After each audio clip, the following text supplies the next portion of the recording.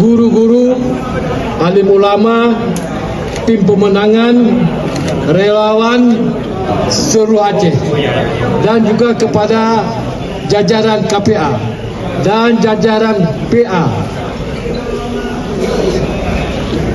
dan juga kepada tim kemenangan Mualim.